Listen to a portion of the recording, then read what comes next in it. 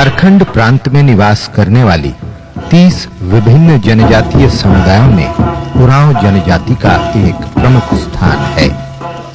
वर्ष 1991 की जनगणना के अनुसार उरांव जनजाति की जनसंख्या लगभग 10 लाख है, जो संख्या की दृष्टि से संथाल जनजाति के बाद दूसरी बड़ी जनजाति है।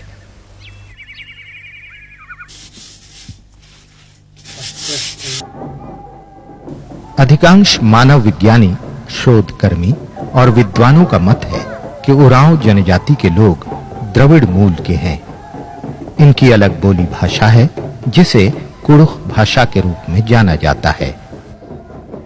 अपनी विशिष्ट भाषा, सांस्कृतिक परंपरा और ऐसी ही अन्य विशेषताओं के कारण उरांव जनजाति की एक अलग स्वतंत्र पहचान है, जिसमें सरना, पढ़ा और जतरा जैसी पारंपरिक संस्थाओं का महत्वपूर्ण स्थान है।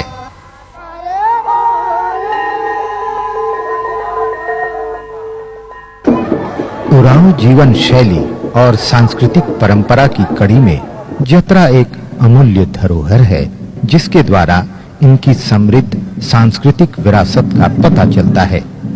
वैसे तो छोटानागपुर क्षेत्र में विभिन्न अवसरों पर अनेक जतरा आयोजित किए जाते हैं, लेकिन इन सब में मुड़मा जतरा को सबसे महत्वपूर्ण और ऐतिहासिक माना जाता है। मुड़मा जतरा से संबंधित अधिकांश उरांव जनजाति के सदस्यों का मत है कि यह जतरा वास्तव में एक विजयोत्सव का प्रतीक है, जिसे इस क्षेत्र के 40 पढ़ा गांवों के लोग, जिनमें अधिकांश उरांव जनजाति के हैं, मिलकर इसका आयोजन करते हैं।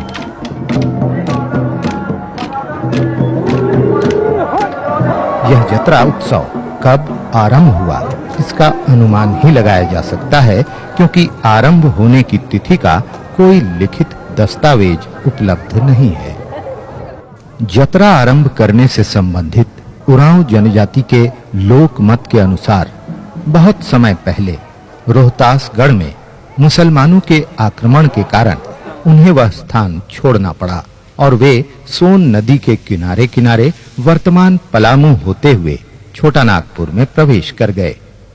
ऐसी मान्यता है कि पलामू से रांची आने के क्रम में उनका संघर्ष यहाँ के पूर्व निवासियों से मुड़मा गांव के आसपास ही कहीं हुआ, जिसमें उरांव लोग विजयी हुए।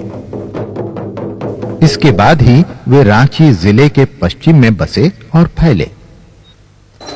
इस प्रकार यह जतरा प्रारंभ में तो वार्षिक विजयोत्सव के रूप में मनाया जाता रहा, परंतु कालांतर में मुड़मा जतरा के रूप में प्रसिद्ध हुआ।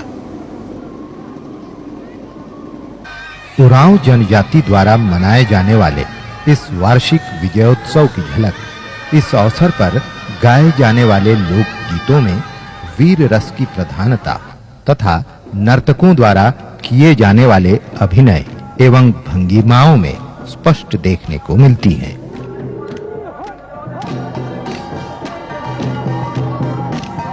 ऐतिहासिक मुड़मा गांव रांची से पश्चिम लगभग 25 किलोमीटर की दूरी पर रांची डाल्टनगंज मार्ग के किनारे अवस्थित है और रांची जिला के मांडर प्रखंड के अंतर्गत आता है। जतरा आयोजन स्थल आरंभ में तो खाली मैदान का टुकड़ा रहा होगा, परंतु अब यहाँ कुछ स्थायी भवन भी बन गए हैं। वर्तमान में इस जतरा स्थल के 5-6 एकड़ सरकारी भूमि के अतिरिक्त कुछ रैयती भूमि भी है। इस रैयती भूमि पर ग्रामीणों द्वारा वैसी ही फसल लगाई जाती है जो जतरा आरंभ होने के समय से पहले ही काट ली जाए, ताकि वह स्थान जतरा के लिए खाली रहे। यह जतरा स्थल मुड़मा गांव के मुख्य चौराहे से लगभग 1 फरलांग की दूरी पर स्थित है। वर्तमान में मुड़मा जतरा कार्तिक कृष्ण पक्ष प्रतिपदा की रात्रि तथा कार्तिक कृष्ण पक्ष द्वितीया के दिन वेला में आयोजित होता है। इस प्रकार यह ऐतिहासिक जतरा एक रात और एक दिन का सांस्कृतिक और धार्मिक उत्सव है।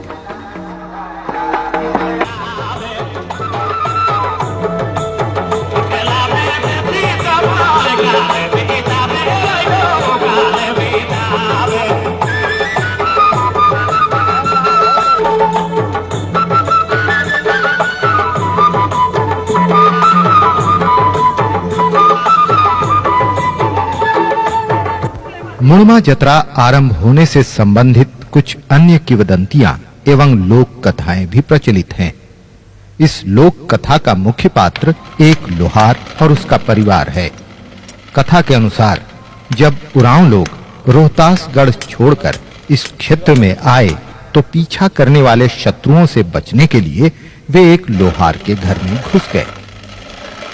लोहार ने सहयोग किया और उरांव लोगों को अपने घर में छुपा लिया। लोहार के इस उपकार से प्रभावित होकर उरांव लोगों ने उसके सम्मान में उत्सव मनाया और नाच गान करके अपनी खुशी जाहिर की।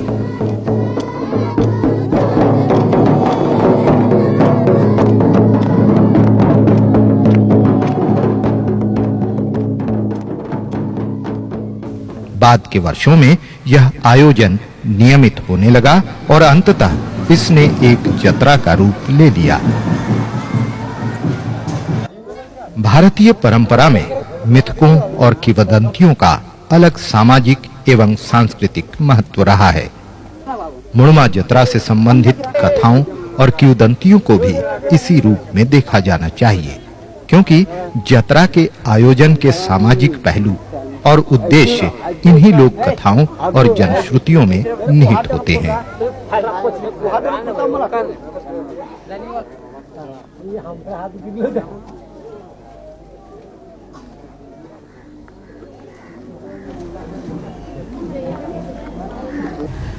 सर्वप्रथम जब रोहतासगढ़ से हमारे पूर्वज भागकर छोटानागपुर के इस जंगल में आए थे तो सर्वप्रथम लोगों का वास यहीं पर हुआ था। उसके बाद जब यहाँ के लोग अधिक हो गए या किसी कारणवश जब यहाँ से लोगों को दूसरे जगह जाने की बात हुई, फिर आके मिलने की बात फिर हुई, तो इसी दिन लोगों ने तय किया कि हम लोग इसी दिन मतलब मेला के दिन पर ही मिलेंगे और वही मेला का रूप लिया।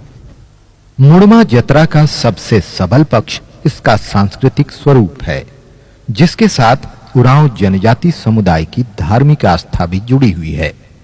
शायद इसी कारण इसका आयोजन सामूहिक रूप से 40 पढ़ा गांवों के लोगों द्वारा किया जाता है। उरांव समुदाय में पढ़ा व्यवस्था का महत्वपूर्ण सामाजिक स्थान है। एक पढ़ा के अंतर्गत 6-7 से लेकर 25-30 गांव भी हो सकते हैं, जिसका अपना निश्चित भूभाग होता है। पढ़ा के अंतर्गत उठने वाले विवादों का निपटारा पढ़ा पंचायत में किया जाता है। इसे उरांव स्वशासन व्यवस्था भी कहा जाता है। वर्तमान में मुड़मा जत्रा का आयोजन इस क्षेत्र के 3 पढ़ा के अंतर्गत आने वाले 40 गांव के लोग सक्रिय रूप से करते हैं। मुड़मा जत्रा को 40 गांवों का ऐतिहासिक मिलन स्थल भी कहा जा सकता है। मुड़मा जत्रा के एक मिलन स्थल होने की पुष्टि इस बात से भी होती है कि जत्रा में सम्मिलित होने वाले गांव यहां अपने विशिष्ट पढ़ा चिन्हों के साथ परंपरागत वेशभूषा तथा पढ़ा झंडे लिए हुए आते हैं।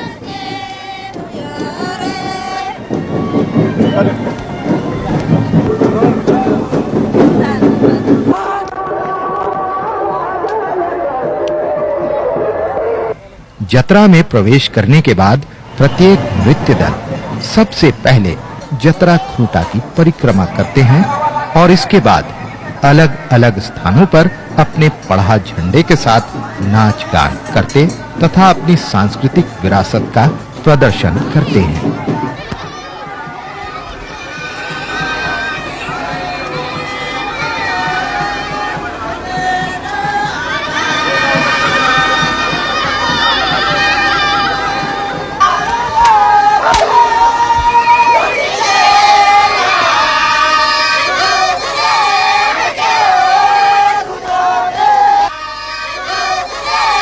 जत्रा में प्रवेश के समय इन पढ़ा गांवों के उरांव सदस्य कुछ परंपरागत नियमों का भी पालन करते हैं। इन नियमों में सबसे महत्वपूर्ण है पुनगी गांव के निवासियों द्वारा जत्रा स्थल में सर्वप्रथम प्रवेश का नियम। जब तक पुनगी गांव का नृत्य दल जत्रा स्थल में प्रवेश नहीं करता, तब तक अन्य पढ़ा गांवों के सांस्कृतिक दल जतरा स्थल में प्रवेश नहीं करते। यह सम्मान पुनगी गांव को शायद इसलिए प्राप्त है क्योंकि पुनगी निवासियों को ही जतरा खूंटा के नष्ट होने की स्थिति में उसे बदलने का अधिकार भी है। जब वो पेड़ वहाँ खूंटा सड़ के गिर जाता है तब ही हम लोग इस गाछ का हम लोग काट के पुनगी से मुन्ना मेला खूंटा के लिए ले जाते हैं। हम लोग काट के यहाँ अखड़ा में लान के उसको अपना सुमरन करके ही मैंने यहाँ से उसको लुढ़काते लुढ़काते, कोई कंधा से बो के नहीं, कोई गाड़ी से उठा के नहीं, पूरा एक चक्कर लगाते हुए खूंटे का स्थान पहुंचा करके वहाँ हम लोग गाड़ते हैं। और इसका जगह का नाम धोवा मरचा पड़ता है। मुड़मा जतरा का जतरा खूंटा जिस स्थल पर गड़ा है उस स्थान की सुरक्षा तथा सुंदरीकरण करने की दृष्टि से वहां एक टावर बनाने की योजना अधूरी पड़ी हुई है। योजना के अनुसार समस्त 40 पढ़ा गांवों का प्रतिनिधित्व के रूप में पढ़ा में सम्मिलित गांवों के आधार पर, जिनकी संख्या वर्तमान में 7, 12 और 21 है, 3 छातानुमा आकृतियों के निर्माण की है, जो सभी पढ़ा गांव के पृथक अस्तित्व के साथ-साथ उनके संयुक्त मिलन को भी दर्शाएगा।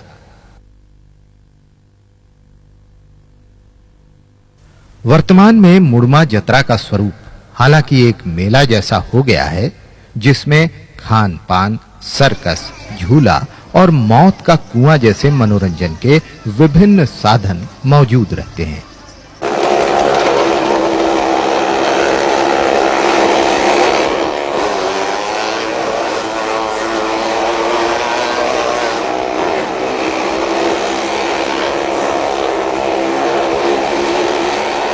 लेकिन इसके बावजूद जतरा से जुड़ी मान्यताएं और धार्मिक क्रियाकलाप काफी हद तक आज भी अक्षुण्ण बने हुए हैं।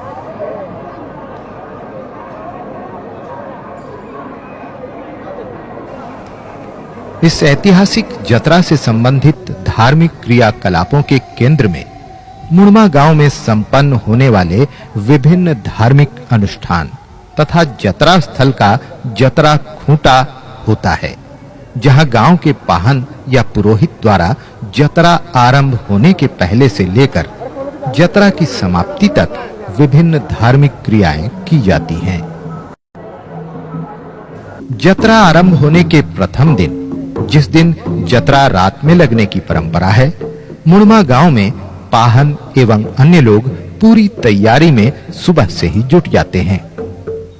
मुड़मा उन गिने चुने गांवों में से एक है जहां उरांव समुदाय की एक अन्य महत्वपूर्ण सामाजिक संस्था धूमकुड़िया अथवा युवा गृह की परंपरा अब भी देखने को मिलती है। जतरा आरंभ होने वाले दिन मुड़मा गांव के युवा धूमकुड़िया और उससे लगे अखड़ा को सजा संवार कर तैयार करते हैं। समय के बदलाव के साथ हालांकि अब सजावट करने के लिए रंगीन कागजों का प्रयोग होता है, लेकिन इसमें संदेह नहीं कि पूर्व में प्राकृतिक संसाधनों जैसे फूल और वृक्षों के पत्तों का ही इस्तेमाल होता होगा। मिले-जुले रूप में यह परंपरा अब भी दिखाई देती है। मुड़मा जतरा का सबसे महत्वपूर्ण और पवित्रतम केंद्र जतरा खूंटा है, जिसकी विशेष पूजा अर्चना की जाती है। वर्तमान में जतरा खूंटा एक वृत्ताकार परिधि से घिरा हुआ है। यह खूंटा शाल वृक्ष की मोटी डाल अथवा पूरा तना होता है, जिसका कुछ भाग जमीन के अंदर गड़ा है और लगभग 8 से 10 फीट लंबाई तक जमीन के ऊपर है। जतरा खूंटा प्रत्येक वर्ष बदला नहीं जाता, बल्कि क्षय अथवा नष्ट हो जाने की स्थिति में ही विशेष अनुष्ठान के साथ निकटवर्ती पुनगी ग्राम के सदस्यों द्वारा बदले जाने की परंपरा है। जतरा खूंटा की पूजा अर्चना के लिए व्यवहार में आने वाली पूजन सामग्रियों में प्रमुख है सरगुजा के फूल, जो सरसों के किस्म का एक प्रकार का तेलहन पौधा है और इस क्षेत्र में प्रचुरता से उपलब्ध है। इसके अतिरिक्त पोतनी मिट्टी, पतली रस्सी, धागा, कांसे का लोटा और पवित्र जल, मिठाई, सिंदूर, अगरबत्ती और मिट्टी के घड़े का ऊपरी भाग इत्यादि। इस महत्वपूर्ण धार्मिक अनुष्ठान के प्रारंभिक चरणों में मुरमा गांव के पाहन अन्य ग्रामीणों के साथ आवश्यक पूजन सामग्रियों को लिए हुए जुलूस के रूप में जतरा स्थल की ओर जाते हैं।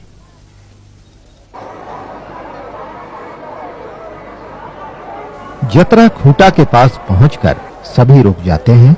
इसके बाद पाहनों द्वारा अन्य लोगों जैसे पुजारी और महतो आदि की सहायता से सर्वप्रथम जतरा खूंटा को पवित्र जल से स्नान कराया जाता है।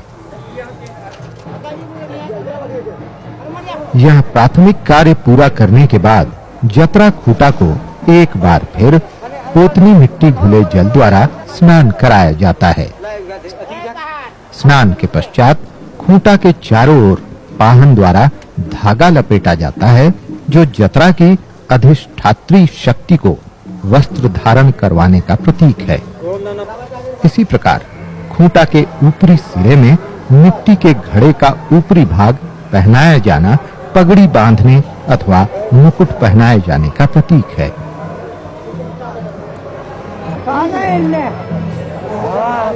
इस प्रतीकात्मक मुकुट के चारों ओर सरगुजा के फूल से लदे पौधे खोस अथवा बांध दिए जाते हैं। खूंटे के श्रृंगार के लिए लाल रंग की चूड़ियों को भी धागे से बांधकर लटका दिया जाता है।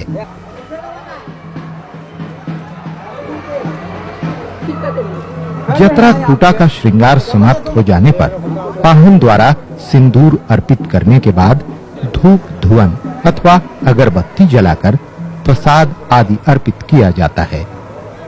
इस विशिष्ट विधि विधान के उपरांत पाहन अपने सहयोगियों के साथ वापस गांव आ जाते हैं और दूसरे दिन के अनुष्ठान की तैयारी में जुट जाते हैं। प्रारंभिक धार्मिक कृत्य संपन्न करने के बाद जिस विशिष्ट कार्य में लोग व्यस्त रहते हैं वह है करसा अथवा कलश का निर्माण।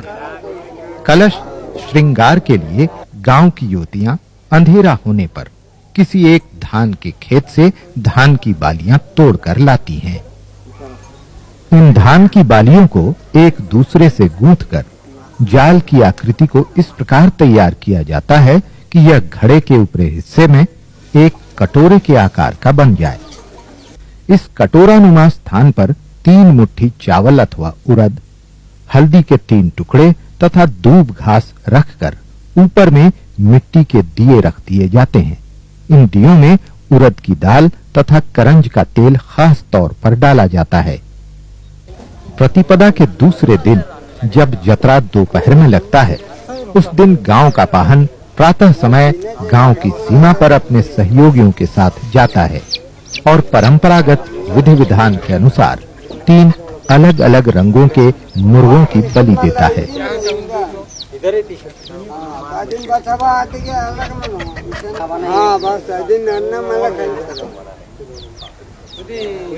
इसके बाद गांव की सीमा से सब लोग पाहन के घर आ जाते हैं, जहां अन्य गतिविधियां चलती रहती हैं।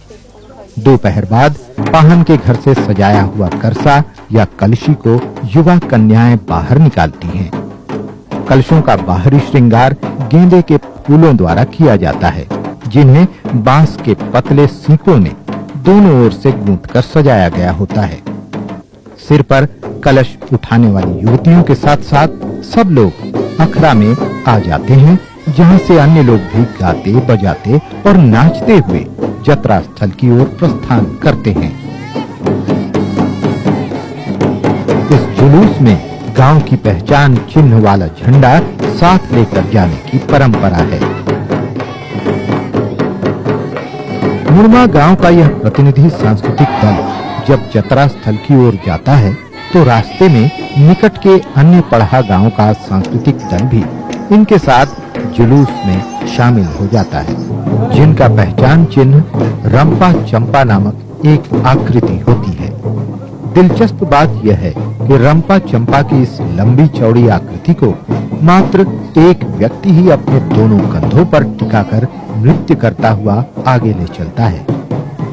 इसी प्रकार अन्य पढ़ा गांव के सांस्कृतिक दल भी जतरा स्थल में नाचते गाते प्रवेश करते हैं।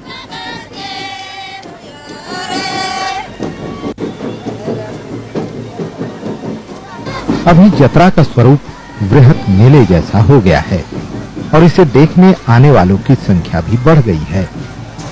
प्रतिपदा के दूसरे दिन जतरा स्थल में लोग चारों ओर से दिन चढ़ते ही आना आरंभ कर देते हैं, जिसके कारण थोड़ी देर के लिए रांची डाल्टनगंज मार्ग लगभग अवरुद्ध सा हो जाता है।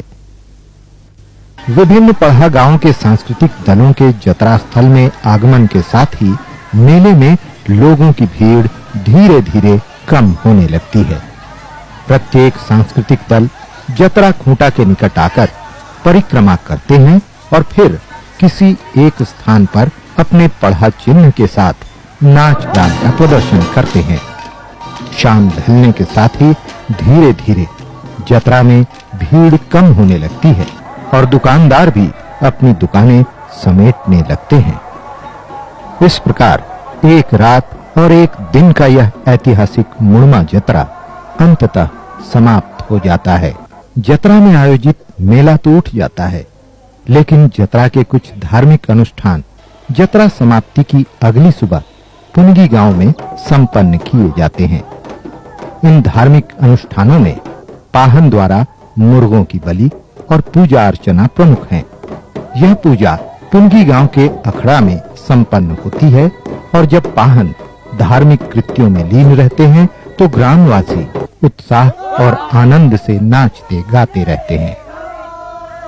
मुड़मा जतरा के सांस्कृतिक और सामाजिक स्वरूप को देखने से सहज ही अनुभूति होती है कि यह जतरा निश्चय ही उरांव जनजाति समुदाय की समृद्ध सांस्कृतिक पहचान की अभिव्यक्ति है, जो उन्हें न केवल उनके प्राचीन इतिहास से जोड़ता है, बल्कि उनमें आपसी भाईचारा, प्रेम और सौहार्द की भावना भी जगाता है। युगों से चली आ रही यह समृद्ध परंपरा कदाचित युगों तक चलती रहेगी।